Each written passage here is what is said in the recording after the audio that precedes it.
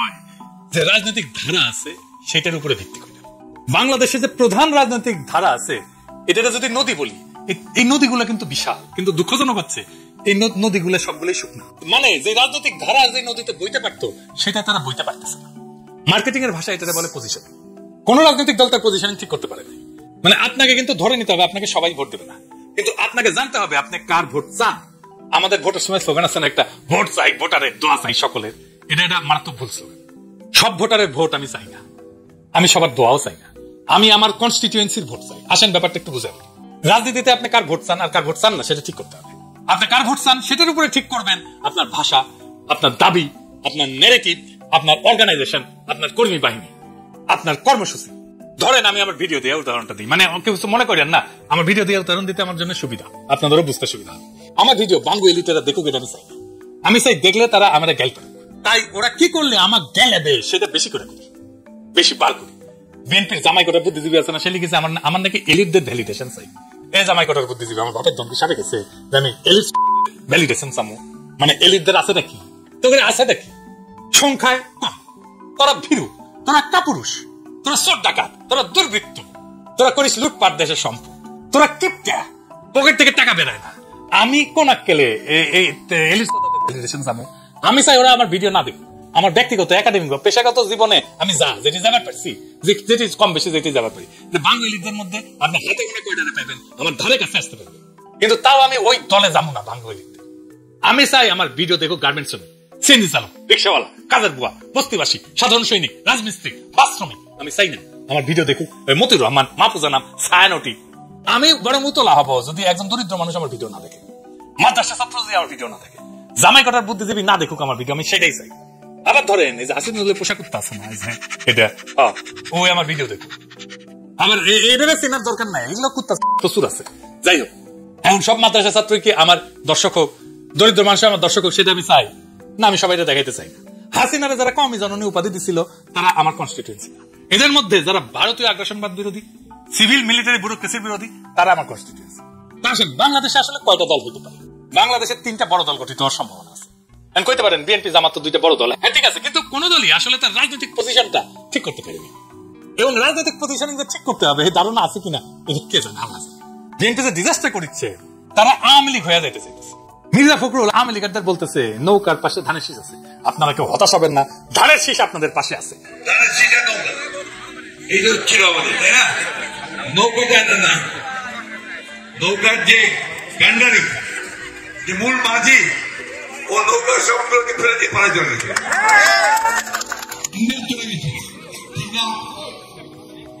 এখন আমাদের যারা এখানে নৌকা করতেন সারা বাংলাদেশে, তারা তো একটু অসহায় অবস্থায়, যে আমাদের মূল লক্ষ্যে পাড়ায় গেছে, আমরা এখন কি করবো?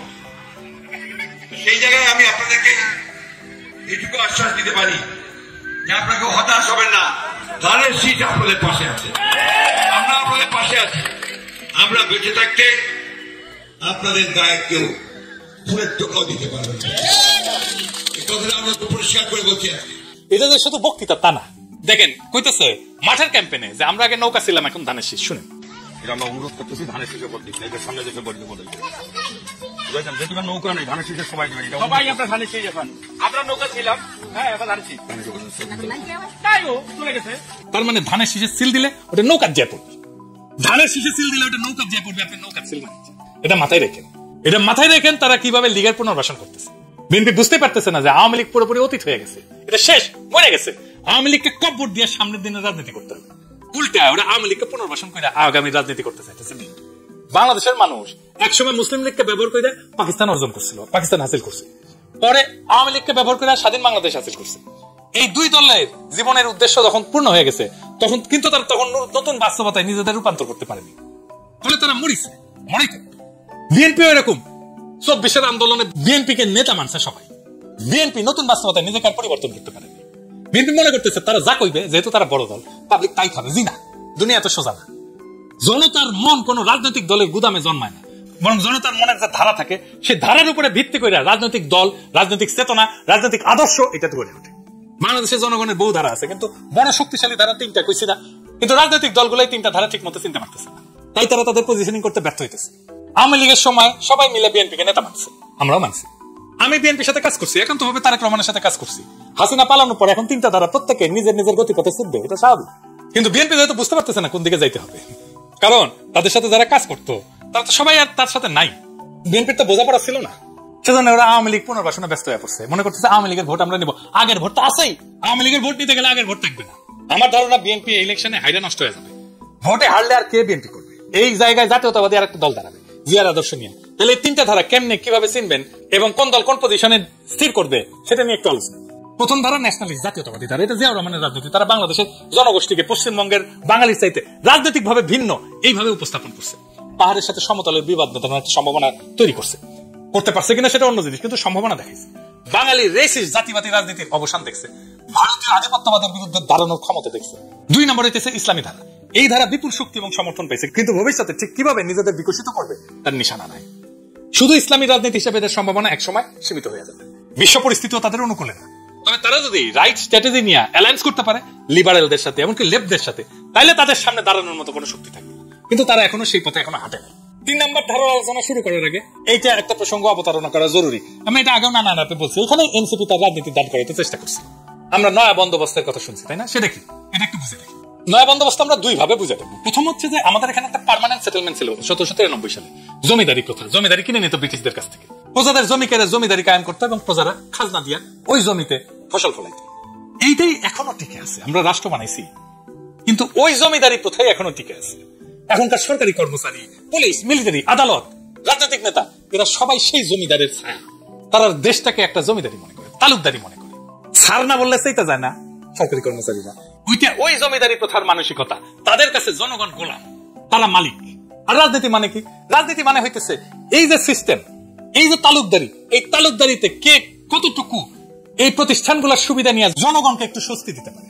যেমন ধরেন, এখানে রাজনীতিবিদ হইতে হইলে একজন গডফাদার হইতে হবে, মানে আপনার মাস্তান থাকতে হবে, আপনার থানায় গিয়ে ছাড়াই আনতে পারতে হবে, আদালতে জামিন না হইতে পারতে হবে, মানুষকে সাহায্য করতে পারতে হবে, ছিনতাইকারী ছিনতাই করবে নিয়ম মাইনা, রাস্তায় বকরা উঠবে নিয়ম মাইনা, এটা রাজনীতি ঠিক করবে।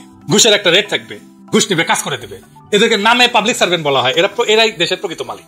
এটাই হইতেছে বন্দোবস্ত, যার মাধ্যমে সমাজের রাষ্ট্রে একটা স্থিতিশীলতা থাকে। হাসিনা পড়ার পরে স্থিতিশীলতা নষ্ট হয়ে গেছে। আমরা এবার আরেকটা দিক থেকে এই বন্দোবস্ত বিষয়টা বুঝে দেখি একাডেমিক্যালি। এটা কিন্তু একটা একাডেমিক টার্ম বটে, এটা একটা পলিটিক্যাল এবং ইকোনমিক থিওরিও বটে। এই বন্দোবস্ত তত্ত্বের আবিষ্কর্তা হইতেছেন আমাদের ভাই ব্রাদার মুস্তাক খান, সোয়াস ইউনিভার্সিটির প্রফেসর ইকোনমিক্স। উনি এটাকে বলছেন পলিটিক্যাল সেটেলমেন্ট থিওরি। আসলে রাষ্ট্র, রাজনীতি এবং উন্নয়নের সম্পর্ক বোঝার জন্য এটা একটা নতুন দৃষ্টিকোণ উনি উপহার দিচ্ছেন পৃথিবীকে। এখানে বন্দোবস্ত বলতে তিনি বুঝাইতে চেয়েছেন এমন একটা বাস্তব ক্ষমতার সমঝোতা, যার উপরে নির্ভর করে একটা রাষ্ট্র টিকে থাকে, স্থিতিশীল হয় এবং উন্নয়ন হয় বা সর্বনাশ ঘটে ওই রাষ্ট্রের। বন্দোবস্ত শব্দটা আমরা সাধারণত প্রশাসনিক অর্থে ব্যবহার করি, যেমন জমিন বন্দোবস্ত, চুক্তির বন্দোবস্ত ইত্যাদি। কিন্তু মুস্তাক খান এটাকে ব্যবহার করছেন রাজনীতিক অর্থে। তার মতে একটা দেশের রাজনীতি এবং উন্নয়ন নির্ভর করে কে কতটা ক্ষমতা রাখে, সেই ক্ষমতাধারীদের মধ্যে কেমন সম্পর্ক, এবং সেই ক্ষমতার ভারসাম্য বজায় রাখার জন্য কিভাবে রাষ্ট্রের সম্পদ, সুবিধা এবং সুযোগ ভাগাভাগি হয় তার উপরে। উনি বলেন রাষ্ট্রে যারা বাস্তব ক্ষমতা রাখে, রাজনৈতিক দল, সামরিক বাহিনী, আমলাতন্ত্র, বড় ব্যবসায়ী, শ্রমিক ইউনিয়ন, ধর্মীয় গোষ্ঠী, এরা প্রত্যেকেই রাষ্ট্রীয় সম্পদের একটা ভাগ পেতেছে। এটাই হইতেছে তাদের সুবিধা। এই সুবিধা বিভিন্ন গোষ্ঠীর মধ্যে এমন ভাবে বন্টন করা হয় যাতে কেউ বিদ্রোহ না করে, এবং তাহলে রাষ্ট্রের স্থিতিশীলতা বজায় থাকে। এই বাস্তব ভারসাম্য, যেখানে ক্ষমতাবানদের স্বার্থ মিলে একটা সমঝোতা তৈরি হয়, সেটাই মুস্তাক খানের ভাষায় বন্দোবস্ত। তার মতে উন্নয়ন তখনই ঘটে যখন এই বন্দোবস্ত তুলনামূলকভাবে স্থিতিশীল থাকে এবং কিছু সুবিধা উৎপাদনশীল খাতে ব্যবহৃত হয়। মুস্তাক ভাই বলছেন যে দেশের রাজনীতি বা উন্নয়ন আসলে কাগজের আইন বা ভালো প্রতিষ্ঠান দিয়ে চলে না, চলে ক্ষমতার ভাগাভাগি দিয়ে। কিভাবে ভাগাভাগি হয়েছে? এই ক্ষমতার ভাগাভাগির নামেই তিনি দিয়েছেন বন্দোবস্ত বা সেটেলমেন্ট। বাংলাদেশে অনেক বছর ধরে যে পুরনো বন্দোবস্ত চলতেছে, সেটা হলো রাষ্ট্র, আমলা, সেনা, রাজনীতি, বড় ব্যবসায়ী, এলিট, এরা মিলে একটা বোঝাপড়া করে দিয়েছে। এরা একে অপরকে সুবিধা দেয়, ঘুষ, টেন্ডার, চাকরি, কন্ট্রাক্ট সব ভাগাভাগি করে দেয়। জনগণ এখানে মালিক না, বরং বন্দী, কারণ রাষ্ট্রের অফিস, পুলিশ, আদালত সবই এই এলিট শ্রেণীর নিয়ন্ত্রণ। এই সিস্টেমে স্থিতিশীলতা আছে, কিন্তু ন্যায় বিচার, ইনসাফ, নাগরিক অধিকার নাই। কেন নাই? কারণ এইটা ওই সেই চিরস্থায়ী বন্দোবস্তের ছায়া। আর নয়া বন্দোবস্ত মানে হইতেছে পুরনো ব্যবস্থা থেকে ভেঙে রাষ্ট্রকে জনগণের মালিকানায় ফেরানো, মানে পুলিশ, প্রশাসন, আদালত, রাজনীতি সব জায়গায় জনগণের সেবা, জবাবদিহিতা ফিরে আনা। এখানে বন্দোবস্ত মানে কিন্তু নতুন কোন দল গড়া না, বরং ক্ষমতার একটা নতুন ভারসাম্য তৈরি করা, যেখানে সিদ্ধান্ত হবে জনগণের স্বার্থে, নিয়ম হবে সবার জন্য সমান, আর সুযোগ বা সুবিধা ভাগাভাগি হবে যোগ্যতার ভিত্তিতে, দলীয় আনুগত্য দিয়ে না। বোঝা গেছে? সহজভাবে পুরনো বন্দোবস্তের রাষ্ট্র মানে কয়েকজন বড় লোকের দপ্তর, আর নতুন বন্দোবস্তের রাষ্ট্র মানে সব মানুষের ঘর। পুরনো বন্দোবস্তে আইন মানে ক্ষমতাবানদের ঢাল, নতুন বন্দোবস্তে আইন মানে দুর্বলের আশ্রয়। মুস্তাক ভাই বলছে যে ভালো প্রতিষ্ঠান আগে না, আগে ভালো বন্দোবস্ত। মানে আগে ঠিক করতে হবে কে আসলে ক্ষমতা চালাবে, কেমন ভাবে ভাগ হবে সেই ক্ষমতা এবং সুবিধা। যখন এই ভারসাম্য ন্যায্য ভাবে হবে তখন ভালো প্রতিষ্ঠান নিজে থেকে টিকে যাবে। যখন রাষ্ট্রের ক্ষমতা এবং সুবিধা ভাগাভাগির নিয়মটা ন্যায্য হবে, ইনসাফপূর্ণ হবে, তখনই দেশ ঠিক মতো চলবে। সোজা কথায় বন্দোবস্ত হইলে এক দেশের রাজনৈতিক এবং অর্থনৈতিক বাস্তবতার নেপথ্যের চুক্তি, যা চোখে দেখা যায় না, কিন্তু রাষ্ট্রের সব সিদ্ধান্ত উন্নয়নের গতিপথ এটা নির্ধারণ করে। বিএনপি এই আগের বন্দোবস্ত রাখতে চায়। জামাত যেহেতু আগে কখনো ক্ষমতায় যায় নাই, তাই তারা আগের বন্দোবস্তের ব্যাপারে স্থির সিদ্ধান্ত নিতে পারে নাই। তারা ঠিক কি করবে সেটা এখনো স্পষ্ট না, এটা তাদের একটা দুর্বলতা বটে। রাষ্ট্রের এবং সমাজের এই গভীর দার্শনিক অবস্থা কিভাবে মোকাবেলা করবে জামাত, এই ব্যাপারটা স্পষ্ট হয়ে তাদের এখন ধারণা। এই নয়া বন্দোবস্তের কথাই বলছে এনসিপি। এই নয়া বন্দোবস্তে প্রজারা নাগরিক হয়ে উঠবে, রাষ্ট্রকে তাদের আসল মালিকের কাছে বুঝাই দেবে। এখানে জনগণের ভেতরে একটা তৃতীয় ধারা জন্ম নিতেছে। জনগণের ভেতরে একটা সংস্কারের আকাঙ্ক্ষা আছে না, এটাই নতুন বন্দোবস্তের আকাঙ্ক্ষা। তারা চায় রাষ্ট্র আগের মতো না চলুক, নতুন ভাবে রাষ্ট্র চলুক, রাষ্ট্র জনগণের হয়ে উঠুক। বিএনপি চায় না রাষ্ট্র জনগণের হয়ে উঠুক।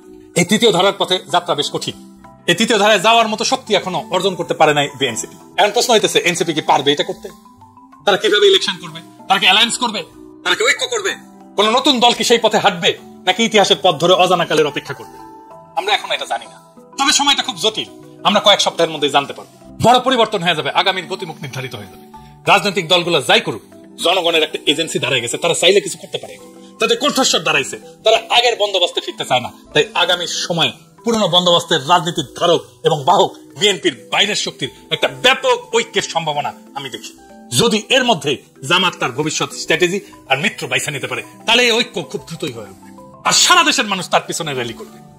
আমরা এমন এক সময়ের মুখোমুখি যেখানে পুরনো বন্দোবস্ত দুর্বল হচ্ছে আর নতুন রাজনৈতিক ভূখণ্ড ধীরে ধীরে তৈরির প্রচেষ্টা চলতেছে। এই যুগান্তকারী মুহূর্তে আমাদের চাবি হলো স্পষ্ট অবস্থান, জনভিত্তিক পজিশনিং এবং নীতিগত সাহস। ইতিহাসে বড় পরিবর্তন আসে তখন যখন সাহসী নীতিগত পছন্দ এবং জনভিত্তিক কৌশল মিলিত হয়। যদি এনসিপি বা কোন নতুন প্ল্যাটফর্ম সত্যিকারের প্রতিনিধিত্ব করতে চায় জনগণে, তারা প্রথমে নিজেদের পজিশনটা পরিষ্কার করবে, জনসাধারণকে কেন্দ্রে রাখবে এবং শক্তিমত্তা এবং ন্যায্যতা দিয়ে, ন্যায় দিয়ে, ইনসাফ দিয়ে তার রাজনীতিটা তৈরি করবে। যখনই আমরা পুরনো তালুকদারি জমিদারি বন্দোবস্তের ছায়া ভাঙতে পারবো, একটা অনুকূল জনমুখী বন্দোবস্তের দিকে অগ্রসর হতে পারবো, সেটাই বিপ্লবের আকাঙ্ক্ষা। আমরা ওই আকাঙ্ক্ষার দিকে ধাবিত হব এবং বাংলাদেশ সেই দিকেই যাবে ইনশাআল্লাহ। ইনকিলাব।